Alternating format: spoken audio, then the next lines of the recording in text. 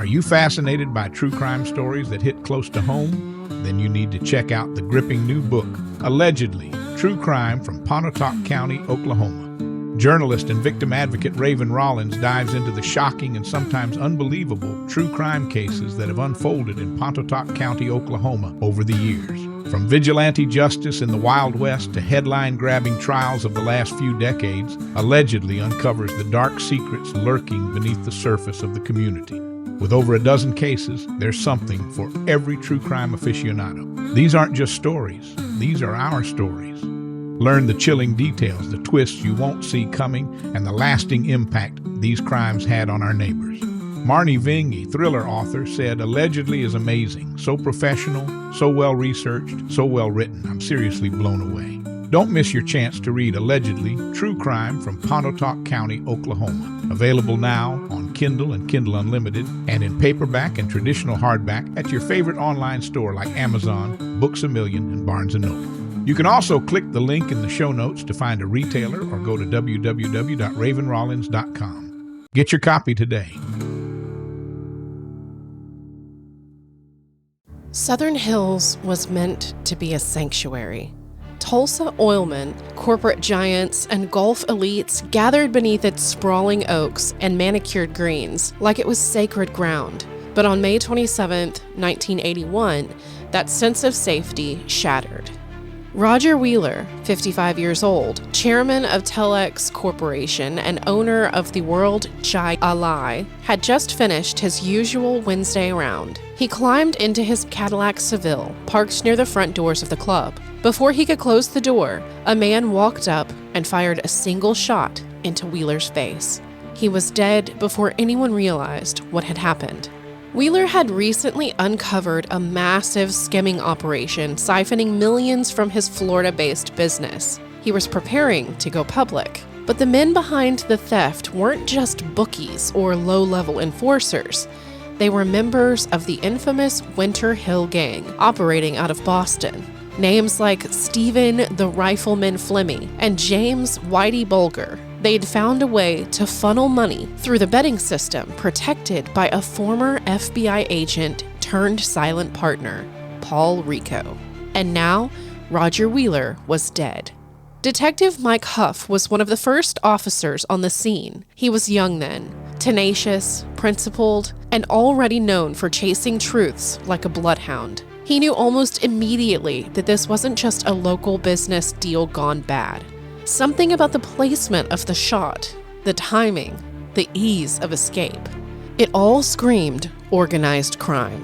When Huff contacted the Boston FBI to see if it had any connections to Bulger, Flemmy, or Rico, he was dismissed. Hard. They denied any mafia involvement. That was when the stonewalling began. And it didn't stop for decades, but Huff wouldn't let go. While the Bureau ignored and buried leads, Huff kept working the case. From boardrooms in Tulsa to backroom bars in Boston, the trail led straight through the federal government. The Winter Hill Gang, it turned out, had been shielded for years by the FBI as confidential informants, even while they committed murder, extortion, and racketeering under Bureau protection. It wasn't until 2001, 20 years after Wheeler's assassination, that there was a breakthrough. Johnny Martirano, a longtime mob enforcer and hitman for Bulger's crew, confessed. He admitted that he had personally carried out the hit on Wheeler, under orders from Bulger and Flemmy. In exchange for cooperation, Martirano got a lighter sentence. That same year, former FBI agent Paul Rico was indicted for his role in orchestrating Wheeler's murder. He was arrested in Florida and extradited to Oklahoma, finally facing accountability for decades of silence and subterfuge. But Rico died in custody in 2004, avoiding conviction. Meanwhile, Bulger had vanished in 1995 after a tip-off from inside the FBI. He would remain one of America's most wanted fugitives for 16 years until he was captured in California in 2011. Flemmy pleaded guilty in 2003 and is serving life. Bulger was convicted in 2013 for Wheeler's murder and others, and was himself killed in prison in 2018. But justice came too late for Wheeler, and for his son David, that was never good enough. David Wheeler had watched the FBI protect the very people who orchestrated his father's murder, and then he watched them lie about it. Over the years, he developed a bond with Mike Huff, the detective who refused to let his father's story be buried under federal red tape. Together, along with historian Laurence Yadon, they wrote Killing My Father, a scathing indictment of not just a mob hit, but the systematic failures that let it happen, and the institutions that kept it hidden. And it all started in a parking lot on a quiet Wednesday afternoon at Southern Hills.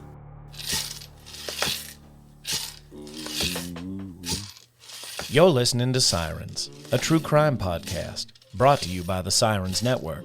This podcast contains explicit content, so listener discretion is advised. The opinions expressed on this podcast are solely the views of the hosts and do not reflect the views of affiliates, associates, or sponsors of this podcast. This is Sirens, a true crime podcast. Welcome back to the Sirens podcast. I'm Raven Rollins, your host, and today's guest is someone whose name has become synonymous with justice here in Tulsa, retired homicide detective Mike Huff.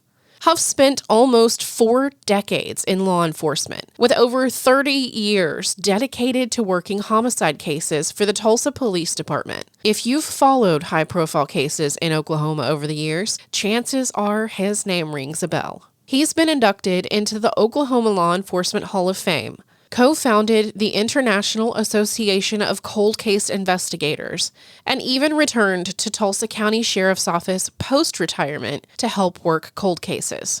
We're honored to have him with us today to talk about the case of Roger Wheeler and his new book, Killing My Father, the inside story of the biggest FBI corruption scandal in history. Also joining me in the studio today are your favorite cousins, Tiff and Jess from the Curious Cousins Oklahoma podcast. They recently did a deep dive into the Roger Wheeler case, so if you'd like to go down that rabbit hole before this interview with Mike, hit pause and check out their coverage wherever you get your podcasts. Hi. Hiyo.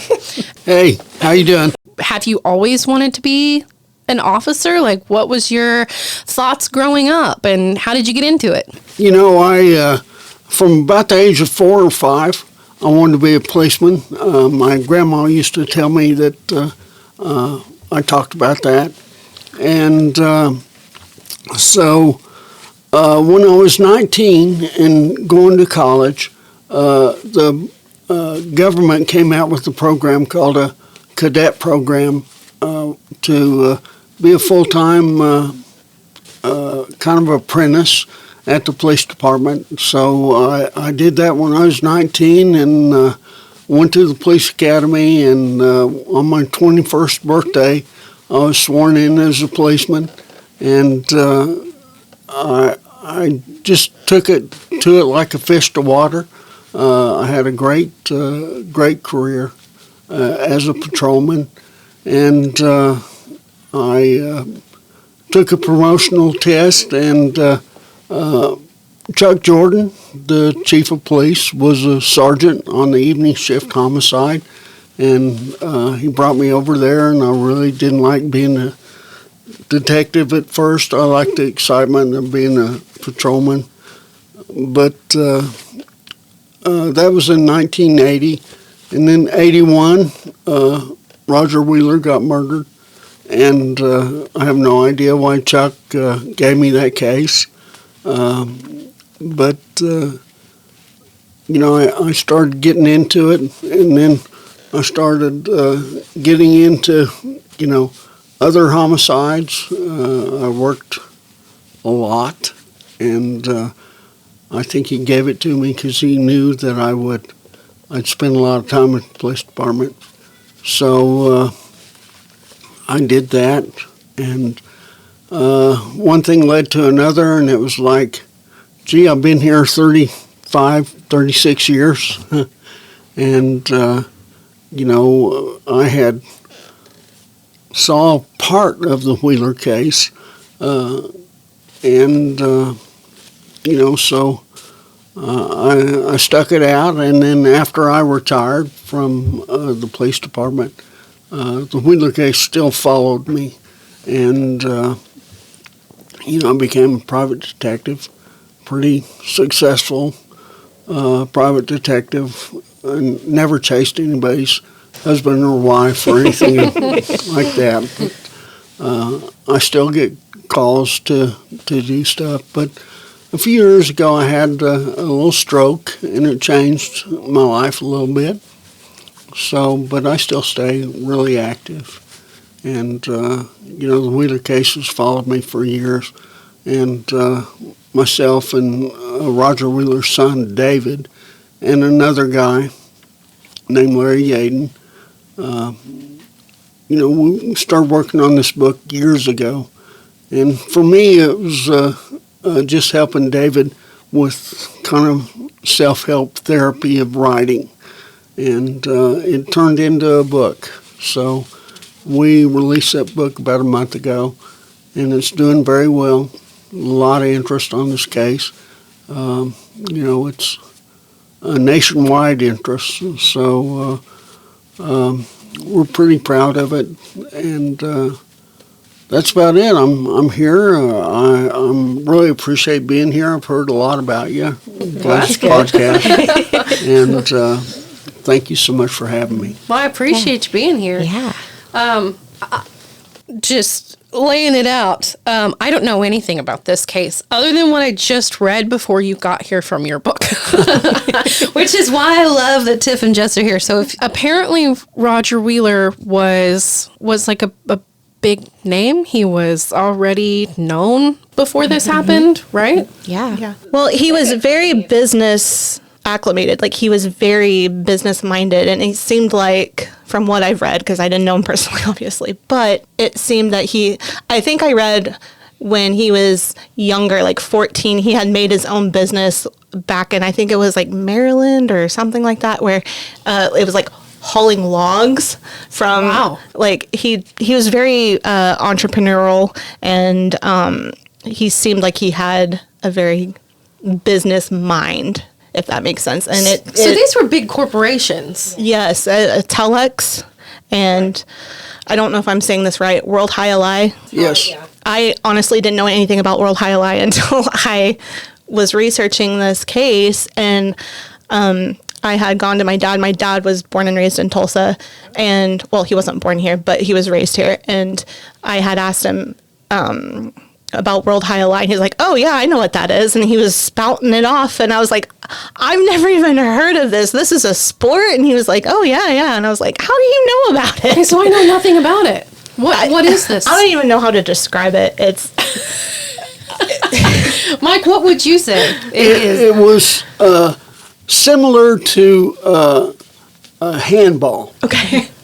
Or racquetball. Or okay. It seemed like there was like three things into one almost, like a... Yes. And what happened... Like a sport you play? Yeah. It originated in the Basque area between France and Spain. And in the 1920s, a family brought the sport to America, or U.S., and they did that with the goal of creating a betting sport.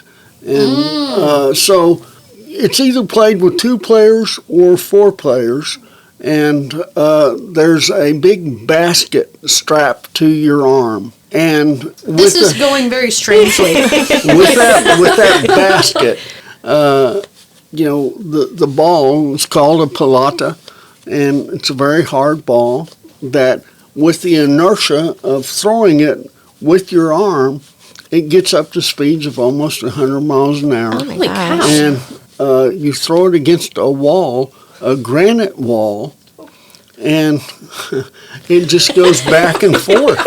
And so you try to catch it with the basket? You catch it with a basket, you throw it, and then the other player on the other team tries to do the same, and eventually somebody loses by dropping it or whatever, or not being able to catch it. And people bet on this. Yes. the little thing, it reminded me of like those little, when you have a dog and you're throwing the tennis ball and you put it in there and you throw it. That's what it reminded me of. I see it in my head now. That's so strange. So it's a sport. Okay. Because the whole time I was like... Well, and it was one of the one sports that you could bet on legally. Because Really? it wasn't like, betting on... so like any of the other races or any of the other stuff, like well, not basketball's a bad one, but baseball or whatever, it was illegal. Yeah. I believe. High Lie was like one of the ones that you could get in there. you could do it and Make it was your legal bets. to make the bets. You could bet against a person against another person. And so that was never legal, never supposed to be legal until High Lie came. And so it's very susceptible to throwing a game, if you will.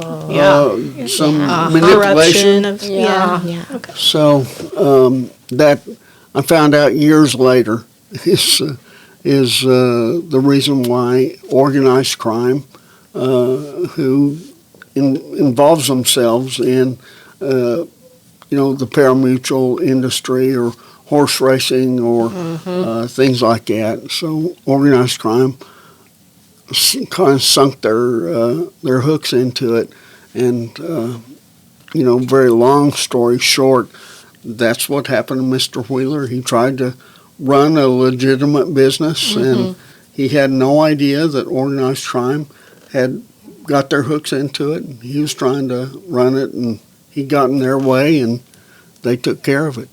So they had guys on the inside already Absolutely. before his murder. Yes. Because I was reading just a little bit of your intro, and the book is in David's words, but he was kind of describing how, like, he kind of even already knew that there was some stuff going on. Did he ever bring this up to Roger at all before his murder? Yes, he did. He tried to discourage his dad, and his dad was so straight, and this was being brought to him from a bank in Boston that he had done business with over the years, and the bank was allegedly very straight, and so he thought, well, this is a real deal, and he had David do a computer program comparing the earning potential and the tax situation and this, that, and the other, and see if was this a good business to make money in.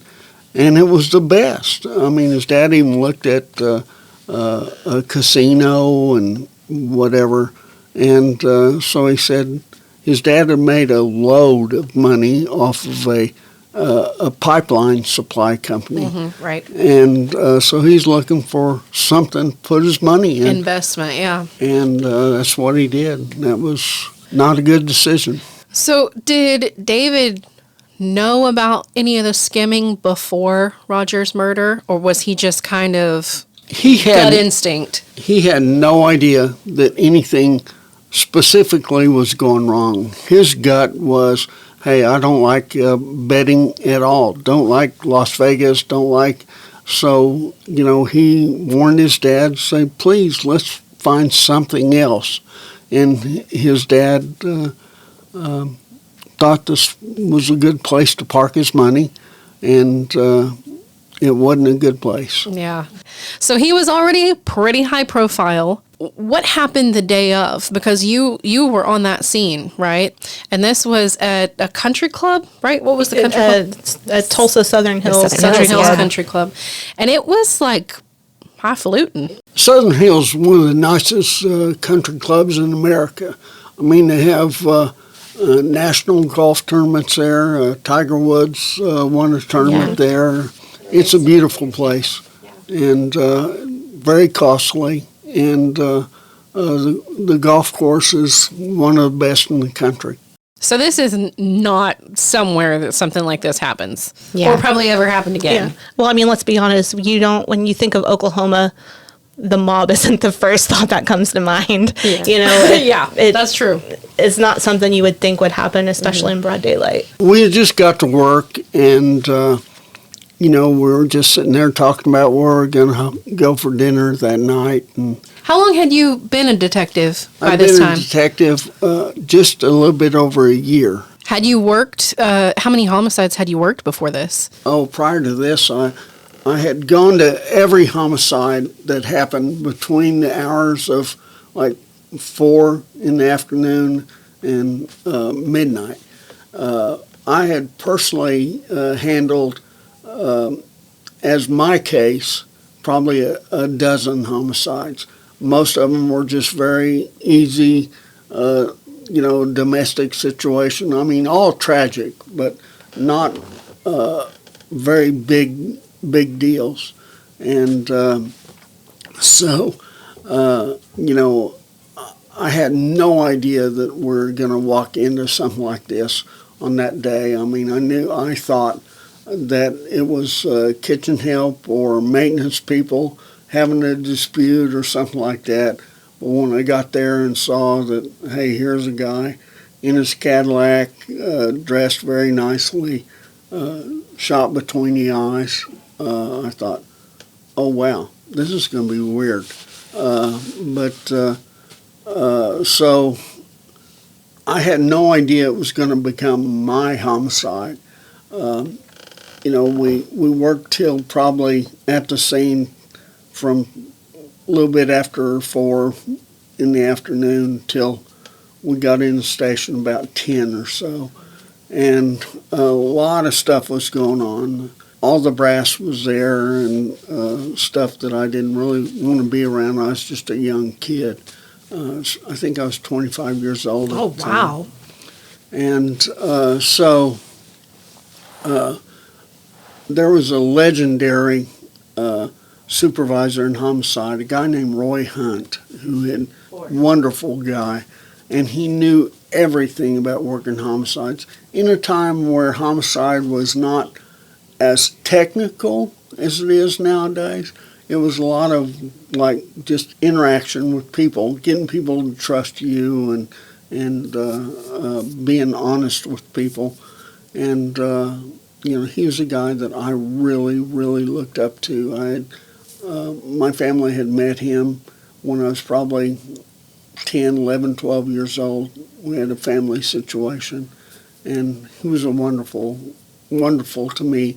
He's one of the guys that I thought, gee, someday I'd like to do something like this guy's doing. And it was really important. So when I came back in the station that night, him and Chuck Jordan were trying to line out plans on how to handle this. And there's immediately a talk about a task force. I didn't have enough maturity to really go to Roy Hunt and say, gee, I want to be involved. But, he knew enough about me to know that I wanted to be involved. So they called me over, and, I saw this as a situation that,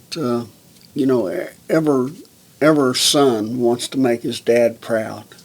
And I thought, man, maybe I can make my dad proud. I mean, he always wanted me to keep on with school and be a lawyer or whatever. And I thought, no, that's not going to happen for me. But maybe he'll think it's cool if I'm involved in this. And, if I could solve this, I know I could make my dad real proud. Mm-hmm. So Roy called me over, and he said, hey, you need to think long and hard about this. This is probably going to change your life if you commit to this homicide. He told me I had a good career down here and not to screw it up. Don't mess it up, kid. Yeah, absolutely. So I had no idea what he was talking about. I mean, I thought, how in the heck could this screw up my career? I wasn't looking for notoriety. I was looking for the next adventure. Mm-hmm. And that's something my dad had always told me. He came back from World War II and started having kids. He couldn't find an adventure. I mean, he had a big adventure in World War II, but he couldn't So he went to work at the post office. I always took that to heart, and said, "Man, I'm gonna have adventures for me and my dad." I convinced Sergeant Hunt that I'd do my best and I'd try hard, and so he said, "Well, okay, let's have a drink on it." so he pulled his desk drawer open, had a bottle of whiskey, and had a couple shot glasses. Not something you expect to see at the police department, but I thought, Except in every movie ever. but so I thought, man, I've hit the big time. I didn't even drink at that time. So we had a drink to it, a toast.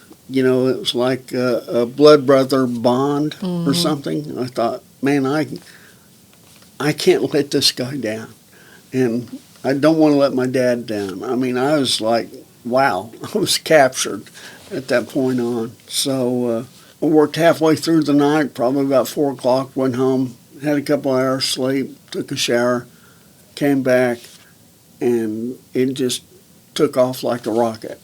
It didn't immediately lead us to Boston. We were chasing like the Dixie Mafia. They were the people that killed Buford Pusser's wife, and that came into play. And so, we had, I just probably for the first year or so, I went to work on Sunday, and I would work through Friday or Saturday. And then the next day I would go back to work. And it was just, it was fun, but it was stressful, and there was a lot of pressure. It was like a powder keg, but it was fun. I had a good time. Were you working other homicides alongside this? Absolutely. Yeah. I was working day and night. I would man. go to work. I would about 10 in the morning, and I would get off. If we were able to get off, I would get off at midnight. Go home, sleep, take a shower, and go back. Jeez. And, this is like, this is what really, I wasn't being a patrolman. It wasn't the excitement until it got exciting. And it started just getting exciting by leaps and bounds. I was getting all I could stand and then some. And, I didn't want to disappoint Roy Hunt, Chuck Jordan, my dad, my partners. They all had taken me in, put their arms around me and said, hey, let's do this. Let's do our best. And I tried.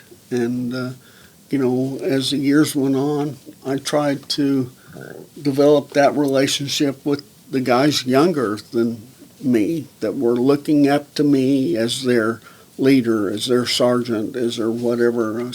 I've been a great football recruiter because I recruited the best detectives ever. Guys like the sheriff, Vic Regalado. Oh, wow. He's one of the best detectives I've seen. We just had fun, and we chased bad guys, and we caught a lot of bad guys. Mm-hmm. And along the way, there was just stuff like car chases and shootouts and fights, and that's why I wound up. Yeah, somebody said you got shot.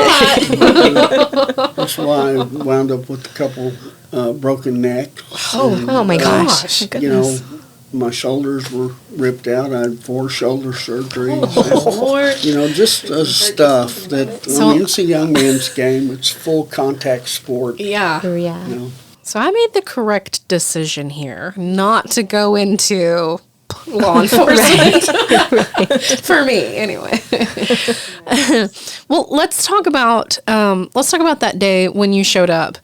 Because I saw some photos of you collecting evidence and stuff. So what stood out to you about that scene? A man slumped over his steering wheel, shot between the eyes. And one thing that really stood out was that on the dashboard was half of his glasses. I saw that photo. On the back seat was the other half. Oh my goodness. Directly in the center of the glasses. So What a shot. I mean, I know What a that it's shot. like up close and personal, but that's still Yeah. a very good Like, shot. what a shot, yeah. That's Yes. a very good shot. Just one shot. Live 38 caliber rounds laying on the ground right outside the driver's door of the car, and the golf pro shop guy, George Matson, had run out, and when he found that, he found a towel to put them over so he could kind of guard the crime scene till the police got there. Do you think that it was all, when Jess mentioned it when she did her research, it was always baffling to me, like, why were those live shots there? Like, do you think that was like a calling card that he just kind of... For years, we thought that was some sort of message Yeah. to us. But it absolutely wasn't. I tell you, if you read the book, and it starts out on that day, there was a series of phone calls. Mm-hmm. One of the phone calls was me. I was calling the Hillcrest Hospital ICU. I just shot a guy like 21 days before I'd shot a guy that we were chasing for a murder. And he had been laying in the hospital. And every day when I got to work, I called the hospital and said, "Is he still alive?" You know, that's how I started my day. But there was a series of phone calls. As we investigated, we found more and more of these phone calls. Like Mr. Wheeler's secretary got a call. Somebody asked for Mr. Wheeler. She said, "No, he's out of the office." "Is he playing golf?" That day, each week, was his golf day. Yeah. So that's a phone call. they're figuring out his schedule. Yes. Yeah. And there were other phone calls which included a guy in Hartford, Connecticut that wrote for the Hartford Courant, and he was the reporter that reported on High Lie. He was very well known for that story, and so he gets a phone call. He's just having a regular day. Somebody says, "Ask the dead man's lawyer." He said, "What?" And they said, "Ask the dead man's lawyer," and they hung up. And this was times before caller ID, Right. any of that kind of stuff. And so as he hung up the phone, somebody runs in to the newsroom and says, "Hey, this just came across the wire. Roger Wheeler in Tulsa just got murdered." Oh my goodness. gosh. Yeah, in a matter of just a couple minutes, all that happens. Wow. And then, later on, as I'm solving this case, I talked to the killer, John Martorano, and I asked him about those live rounds. Yeah. He said, "Hey, there's no message. The damn gun fell apart." So I call back to Boston to the guy that sends me the gun, and I get a hold of him. They had a kind of a hangout, a garage on Lancaster Street in Boston. I said, "What the hell did you send me? This damn gun fell apart." And so he, the other guy, a guy named Pat Nee, that sent the guns out here by bus, says, "That's the gun he told me to send you. Don't be pissed at me." And so Martorano's words were, "I ought to whack that MF." So that left a big mystery in my mind. I mean, I spent days Right. talking to John Martorano, and we finally, put it all together, all the pieces, because working a homicide case is like building the Empire State Building with toothpicks. I mean, you just have layer after layer of these tiny minutia of details, and they all eventually build something.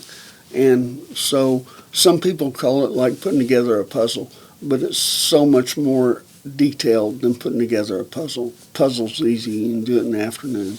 The Empire State Building built by toothpicks takes decades. And, some cases are a lot more complicated, require a lot more details. But this one required more details and probably, some of the biggest cases in history. I mean, you look at this book, I think It's thick. Yeah, She's like a thick girl. 440 some pages long. The editor had us cut that way back. I mean, it was probably almost twice as big. Oh, wow. To really put it together. The second book will fill in some gaps, but we couldn't get it all in one book. Wow. When you have to I think, believe that. Yeah, you have to think this was before forensics are today. Like, this was like real life detective, like on the boots, Old school. old school detective Kind of work. gumshoe stuff. Exactly. Yes. And as this started developing, I'm just a kid from Tulsa, Oklahoma. That's it. And it was before cell phones, before pagers, before the internet, before anything. And so I might get a phone call from somewhere out of state. These people on the other side where organized crime lived, which I had no experience with, I mean, they would not trust anybody. Just because you're a policeman, they wouldn't trust you. I found out later the reason why they didn't trust police is because the FBI was involved that was corrupt. And if I got a phone call, myself and my partner, a man named Dick Bishop, who was an older detective, was a great man. He was kind of a cleanup man. I would piss everybody off. And he'd have to go in and kind of clean up my messes. And they put him with me for that reason. I later found out. But we would have to weigh each little bit of information and say, wow, this could be something, or no, this guy's crazy. Evaluate everything. And it was so hard to, because you couldn't, like I said, you couldn't Google anything and say, oh yeah, I can find all You had to about go this. to the place and see the thing and track it down. Absolutely, you're very right, Raven. I mean, we would, and we would have to travel across the country. Yeah. Yeah. And here we came from a small little police department that had no budget for any travel. This was never anything that we ever did. And so we would have to go sometimes up to the level of the mayor's office. Here I am, a 25, 26-year-old kid. I'm telling the mayor that, hey, we need to be in Boston.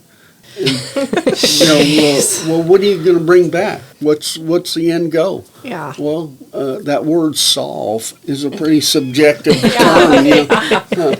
I was forced to grow up pretty quick as far as that goes, and manage everyday work, this case of a lifetime, not a family, I mean, I was just married, but, You got to try to balance all of that. Right. and it didn't work. Yeah. It didn't work at all. Yeah. I couldn't balance stuff. And then as I'm stepping through landmines, it's like, wow. I mean, so much stuff happened to me along the way. So when did it go from this is a local case to this could be like a national thing? Like, we're going to have to go out of state. Like, when did you start thinking The that? first trip to Boston was in July of 1981. So that same year. Yeah. Yeah. But still, it was so mythical, and you couldn't reach out and touch these mobsters. You just hear about them.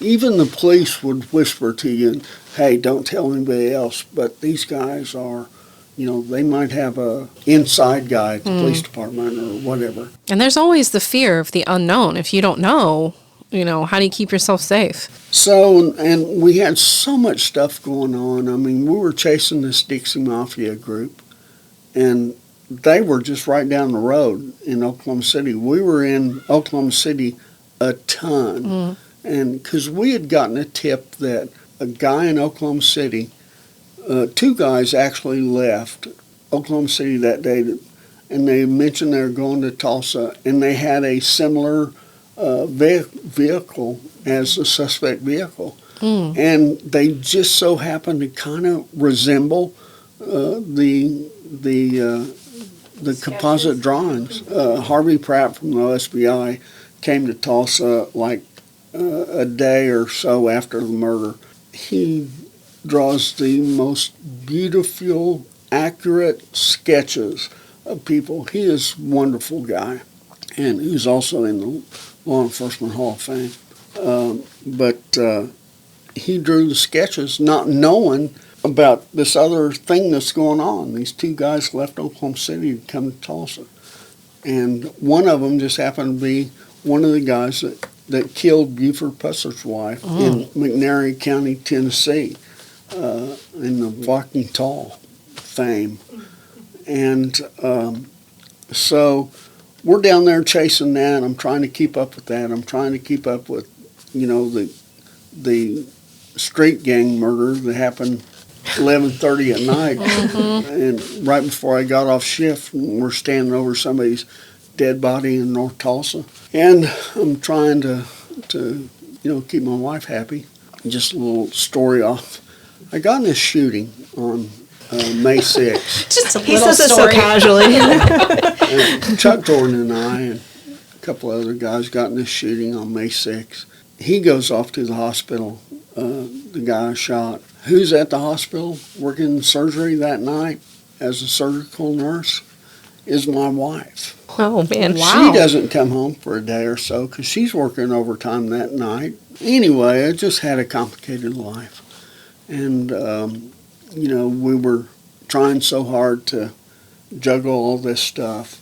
And then we realized that, hey, this may be a Boston thing. I mean, the name of Whitey Bulger or any of these guys it never had a reason to be even said in the city of Tulsa. I mean, who cares? That's Boston's problem. Yeah. Right.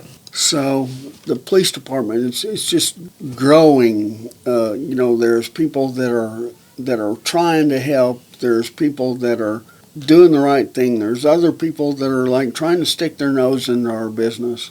And there's a chief of police who's saying, what the hell are you doing? You spent $10,000 so far this month on travel.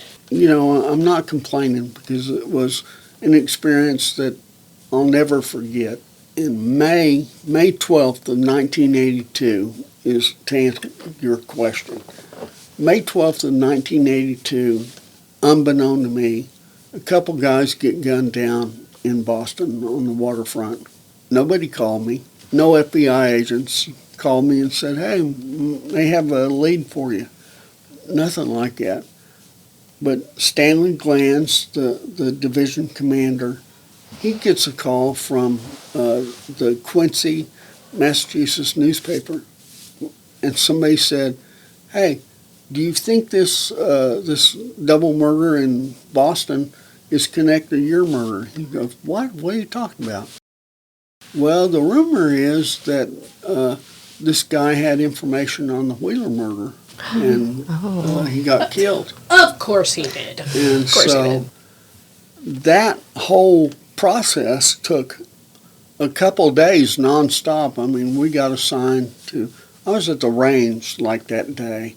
And so for qualification, they called everybody into the range house, and the guy, the sergeant says, hey, all you detectives head back to the station. There's been a break on the Wheeler case. Oh, So wow. basically our assignment was we had a handful of names, and we were supposed to go to every hotel and motel in the city of Tulsa, and even outside the city limits, and check their registers.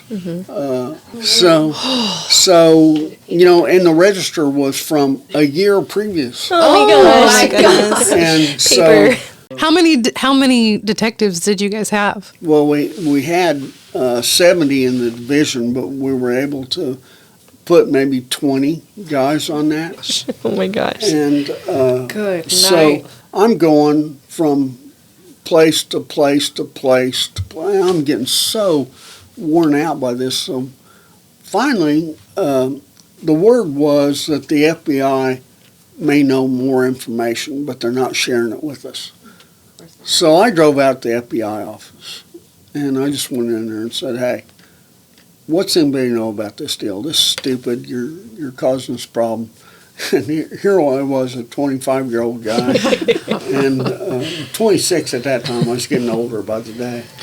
But pretty much set the FBI office off that day. It turns out, long story short, it turns out that this guy, a guy named Brian Halloran, had gone to the FBI. This is May. He had gone in January and said, hey, I got offered to go out to Tulsa to do this hit, but I didn't want to. But there's an FBI agent that worked for Wheeler that set it up, and Whitey Bulger and a guy named Steve Fleming, Steve the Rifleman Fleming, offered me this hit. And I said, I thought about it for a day or two, and I came back and said, I don't want to go. Wow. People hear my accent. I mean, I just don't want to be involved. So he gave him $20,000 to keep his mouth shut. So when he got involved in a murder in Boston, right around the first of the year, 1982, he says, okay, here's the deal. If you can help me with my murder, I'll help you with this murder. And so he went to the FBI and told them that. They didn't tell us at all. I mean, obviously, they just found out, oh, gee, a retired FBI agent who's a legend set this deal up. And we can't tell Tulsa. They'll do something. That's about the time that I realized that, wow, I'm probably in over my head. We decided that we needed to be in Boston. And so we had to convince everybody again, all the way up to the mayor. And, we're talking FBI corruption, this, that, and the other.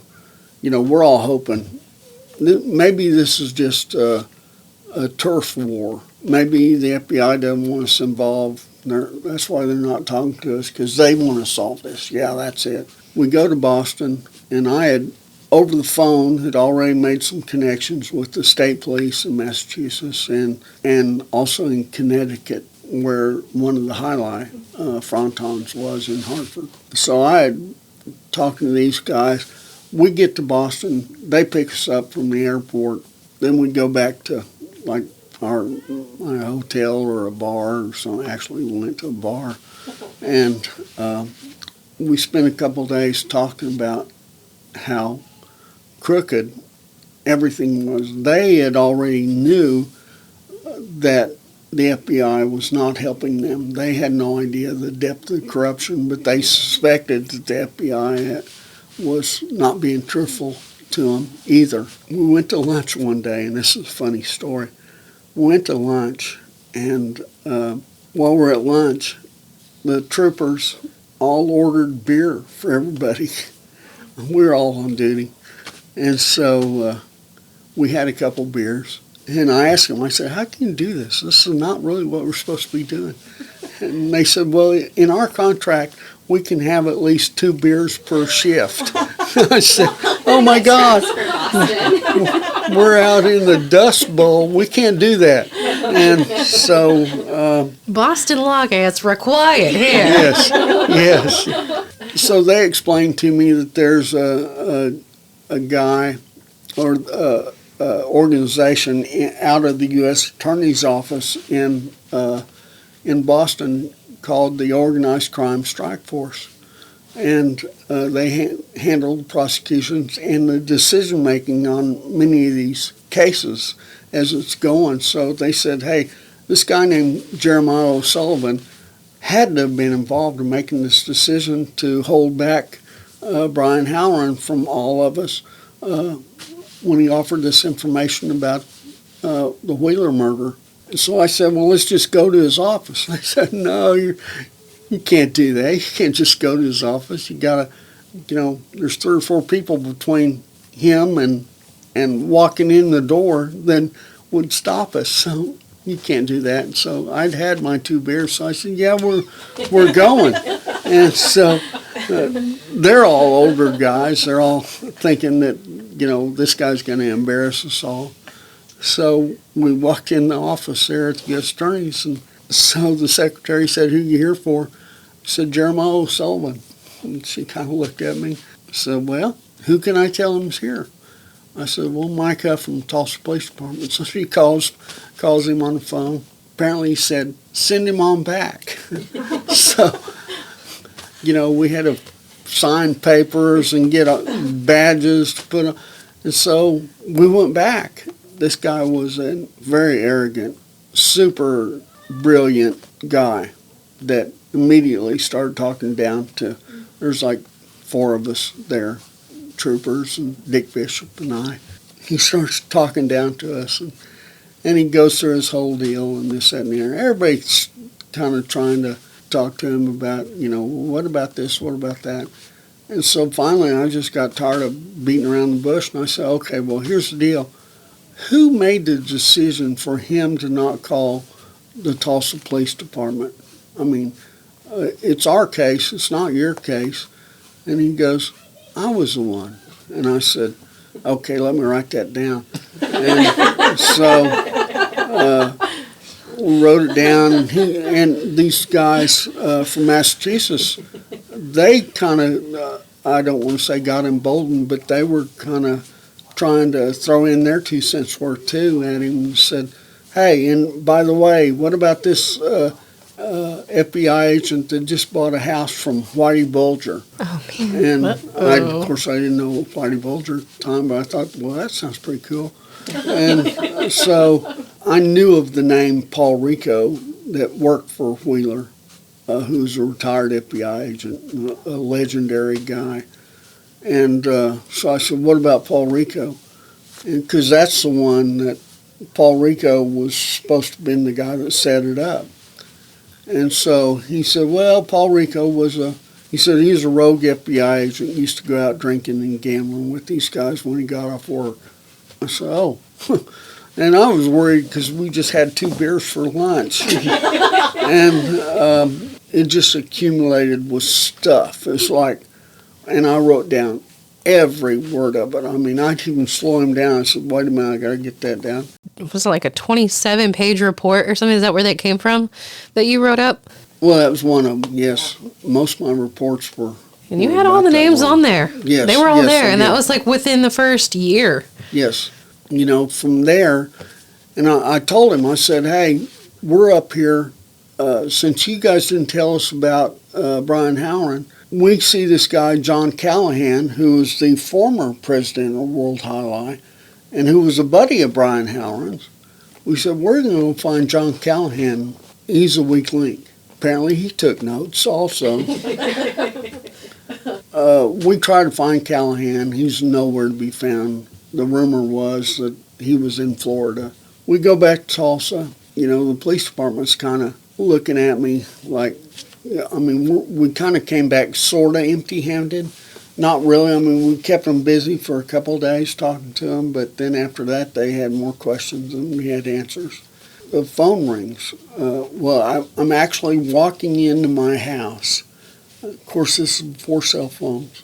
I just come in from work. Somebody says, "Is this Detective Mike Huff?" I said, "Yes." "Who's this?" And he said, and I'll never forget, he said, "This is Detective John Parmenter from the Metro-Dade Police. Were you looking for John Callahan?" I said, "Yeah, we just came back a day or 2 ago from Boston." He said, "Well, I'm in Miami, and I found him." I said, "Great.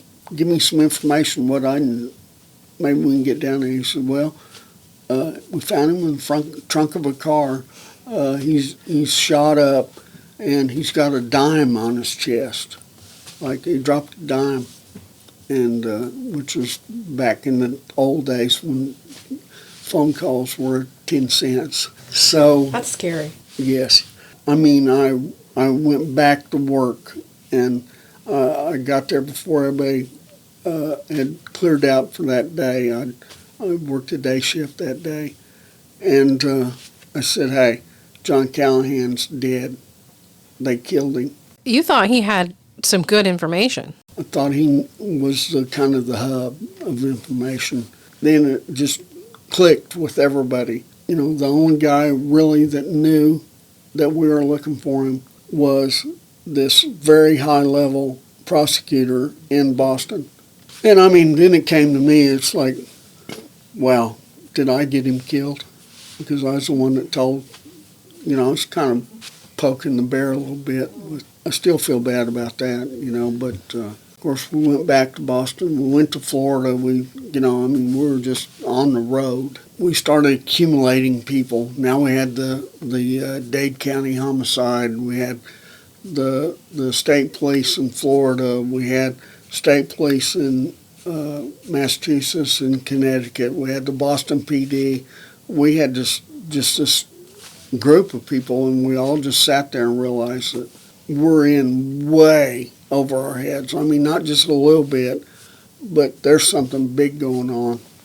And, you know, we tried to figure out a way to not communicate with the FBI, but we had to. The police, the brass at the Tulsa Police Department thought, well, those guys in Boston may be crooks, but our guy is great. And he wasn't a crook. But every word that we told him got back to the people in Boston. This was just kind of mass confusion, hysteria. You got to be really careful who you talk to. Yes, and that is almost impossible to do when you're asking. I mean, it's all a trade-off, you know. Could you do this for me? Well, what do you want me to do for you? I'll tell you all my stuff. This is a real problem. Well, there was big stuff happening every day, but the next weird thing that happened to me is I started having this private detective from Oklahoma City call me. And, you know, hey, I want to talk to you about your case. So I don't know you from Adam. I don't have anything to say to you. He called a couple more times trying to convince me. And by now it's like I'm really curious as to what this is. And so I said, well, if you want to talk to me, you come to Tulsa. In the year where we were chasing the Dixie Mafia, I had become very close to a State Bureau of Narcotics guy named Lonnie Wright. Was a wonderful guy, and he was helping us chase this guy named Pat Early over there. There was a dope angle to all that, and he was a great guy. This guy comes to Tulsa. His name is Richard Cox. I find out he's a former FBI agent. Dun, dun, dun. So he's telling me that he is doing some due diligence because somebody's thinking about buying World Highlight, and they just kind of want to know the status of this stuff. I thought that's plausible, but I'd really like to hear that. And so I let him talk to me a little bit, and I said, well, I got to talk to my bosses and stuff, so we'll just have to talk later. And so I called up Lonnie Wright, who was out of Oklahoma City. And so he goes, hey, are you at home?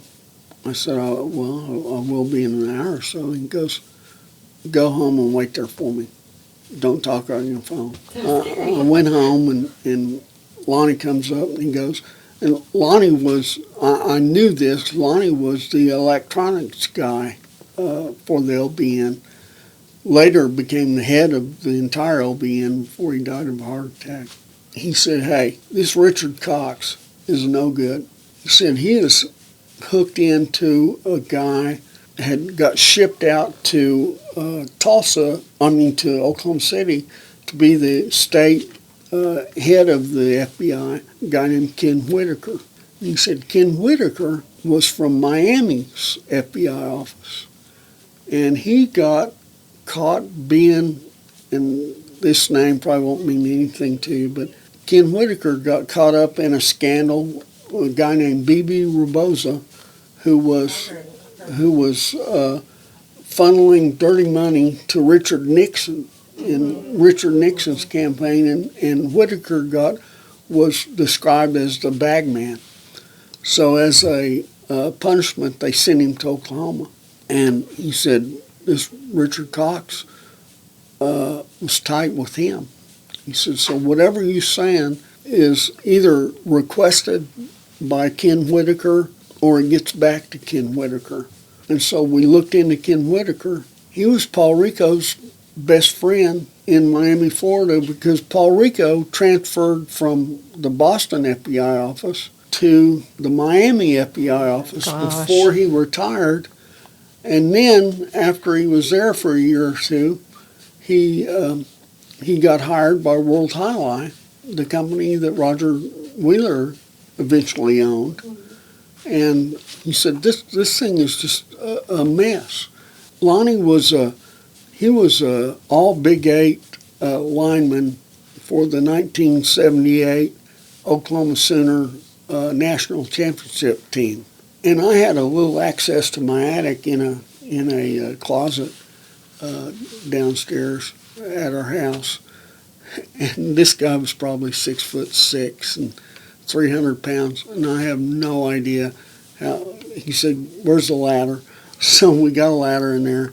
He's climbing up into my attic to a thing that I could barely fit in. And I had no idea. So he's up there. He's got a bag of tools he took up with him, flashlights and stuff. And I'm thinking he's going to crash in through the ceiling at any minute. And my wife was not happy with me. And so what's he doing? Well, maybe our phone's bugged. What? So he comes back down about 30 minutes later, and he goes, we got a problem. And he's white as a sheet. I mean, I could really tell something was bothering him. He said, your phone's bugged. He said, you can't talk on it anymore. Oh my gosh. I might as well have had a tin can and a wire or something, you know. He tells me that, and right then I knew, with what my wife said, I said, this is the beginning of the end of my marriage, right here. I mean, it's just not something any wife wants to hear, can't talk on the phone. I realized that this was bigger than I could handle. You know, I couldn't tell the police department. They're going to pull me off the case. They're going to make fun of me. They're going to say, oh, this can't be happening to you. You're just dreaming this stuff. And so I couldn't tell them. I really thought at that time, if I give back my promotion, I'll just go back to being a street cop because I can handle that. So I went to my dad, and I told him, I said, I don't think I can handle this. This is too big for me. And I said, I'm thinking about going back to patrol. And he said, you can't give up. I said, why? And he said, Roy Hunt trusted you to do this. And by now, Roy Hunt had retired. You know, there's just nobody I could turn to. My dad said, don't give up. You know, kind of come out of that meeting with my dad confused. And then the very next day, my dad dies. That was my last conversation with my dad. So I said, you know, this is something I got to stick with. Very ironically, my dad's funeral was on St. Patrick's Day, you know, with all this Irish stuff brewing. And so, I mean, it's just a sign to me that this has got what I got to do. I get a call from TV people back in the days when there were just 3 channels and stuff. And this guy says, hey, we want to feature this show on this case on a brand new show we're just starting out. And it was called Unsolved Mysteries. And Yes. that was the Wow. That was the very How I missed this episode. the pilot of Unsolved Mysteries.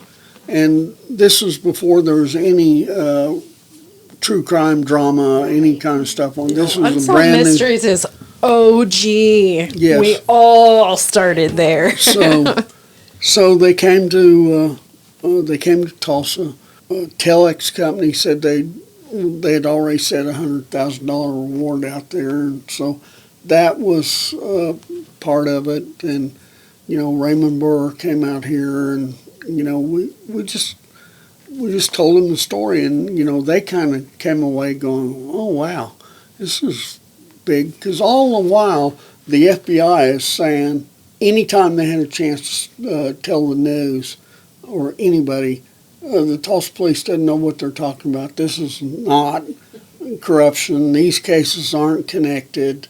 this, that, and the other. And I go on TV saying they're connected. They put it on TV. Well, the FBI says this, but the Tulsa Police Department says this. And so that was tough. And so a guy named John Marrano is wanted on felony warrants for horse race fixing. I'm thinking, well, this is kind of interesting. And so I got a mugshot of Marrano at the Unsolved Mysteries. I said, and here's a person we're interested in.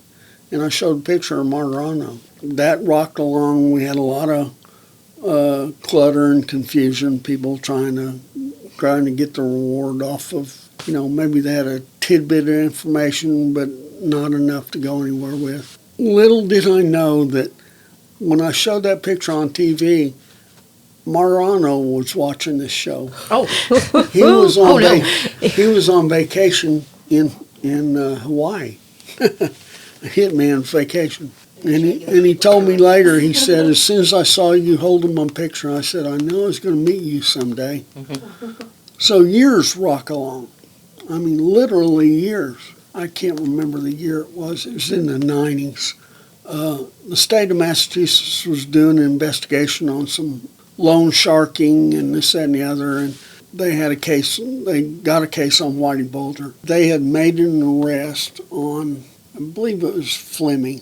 Whitey took off as a fugitive. They arrested Fleming. He couldn't get out of town quick enough. March of 1995.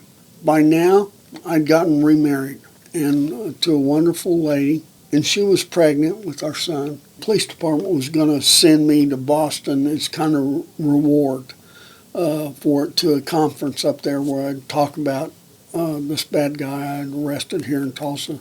Anyway, I'd gone up there and met some other guys at state police, and I took 60 pounds of reports. I had run copies of almost our whole case file.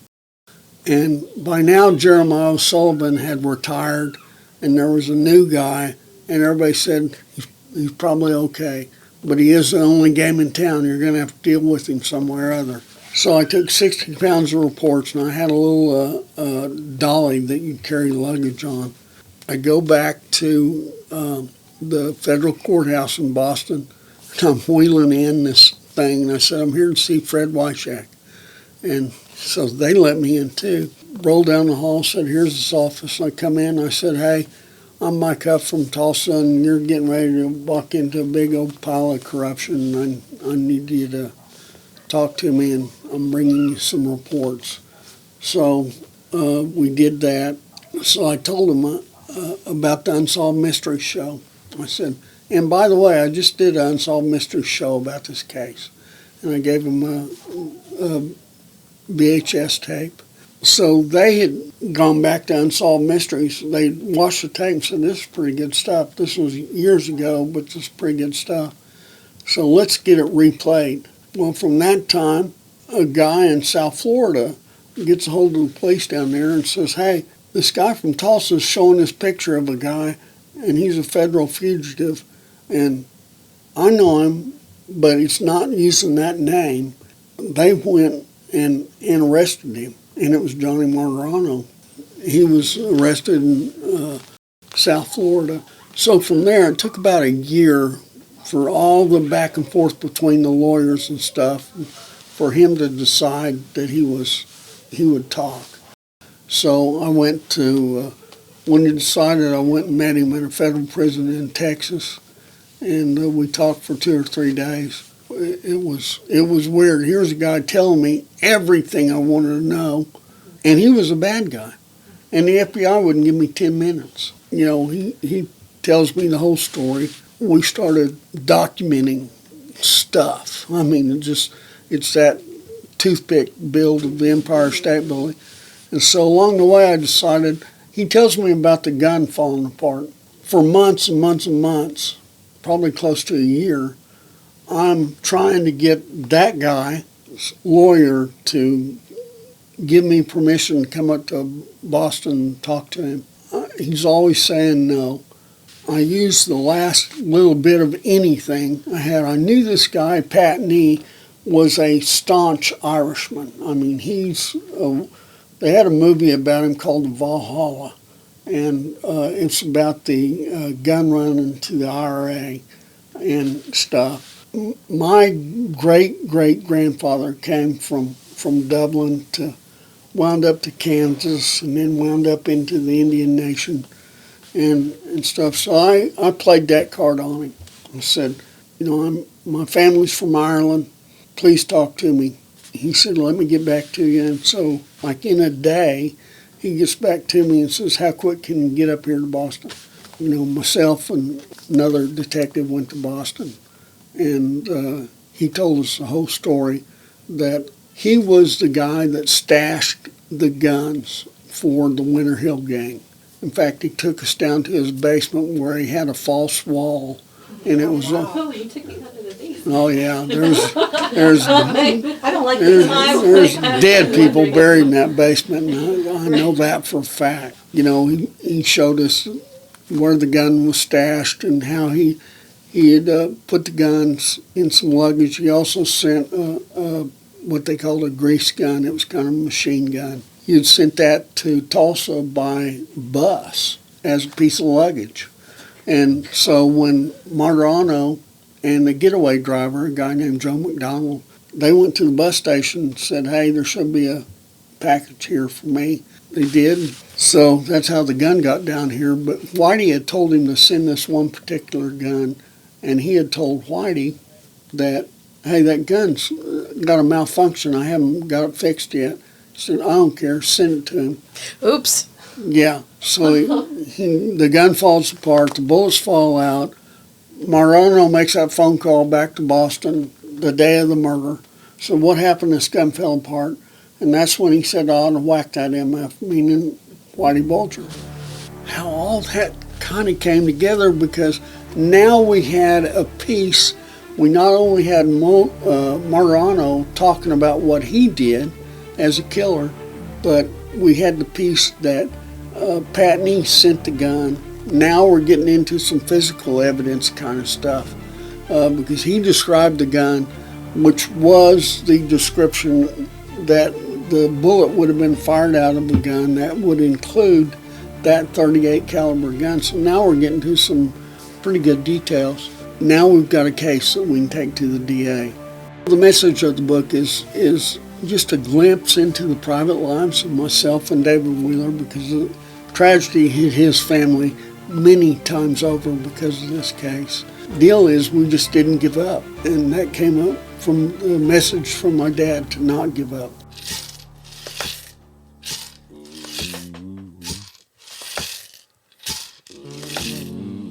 Thanks for listening to this special episode. Catch more next time on the Sirens Podcast.